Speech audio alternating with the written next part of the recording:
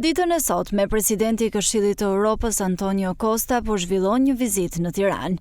Ai ka mbajtur një konferencë përshtyp së bashku me kryeministrin Edi Rama, ku është pyetur edhe për Zvërnecin.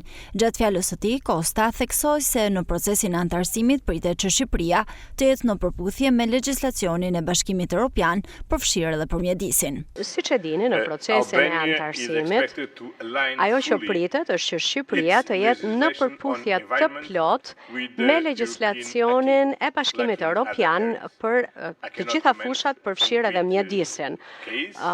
Pra, nuk është se unë mund të flas për ndonjë projekt të veçantë apo specifik, por Komisioni Evropian, të jeni të sigurt, është në kontakt me autoritetet shqiptare, po dëgjon shoqërinë civile dhe në rast se do të ketë arsye për të komentuar, Komisioni Evropian do të komentojë. Ndërsa edhe kryeministri Edi Rama është pyetur në lidhje me ngjarjet në Zvërnec, ai tha se investimi nuk ndalon sa koha mund këtu, por jam i hapur për çdo që ka pretendime.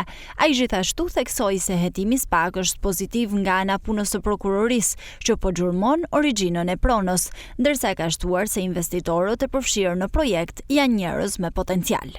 Dhe në rast se hetimi nxjerr një tjetër origjinë prone, ata që e pretendojnë apo që kanë të drejtën asaj prone, fare mirë mund të marrin ato para dhe të gjitha palët janë të lumtura, përveç palës që ka mashtruar, në rast se ka mashtruar, po këtë dhe tregon hetimi.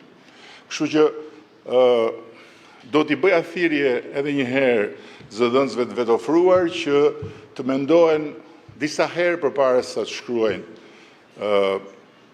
gjysmë të vërteta, sepse në këtë rast nuk cënojnë thjesht disa investitorë, cënojnë Shqipërinë. Cënojnë Shqipërinë, pasi dihet se kush janë investitorët, të cilët janë njerëz me reputacion dhe mbi të gjitha njëri prej tyre është njeri që për arsye krejt të tjera shikohet nga gjysma e mediave në vendin e tij dhe në vende të tjera si armik i palës tjetër. Kështu që është shumë e rëndësishme që ne të jemi mikpritës, ne të jemi të drejtë dhe ne të mos marrim në asnjë mënyrë damkën e një vendi ku investitorët priten me këmbë të para. Kjo është një anë. Ana tjetër është nuk ka asnjë shans që investimi të ndalojë sa kohë unë do jem këtu. Dhe ndërkohë, unë jam absolutisht i hapur, siç kam qenë edhe në rastet e tjera, për të diskutuar me çdo që ka pretendime.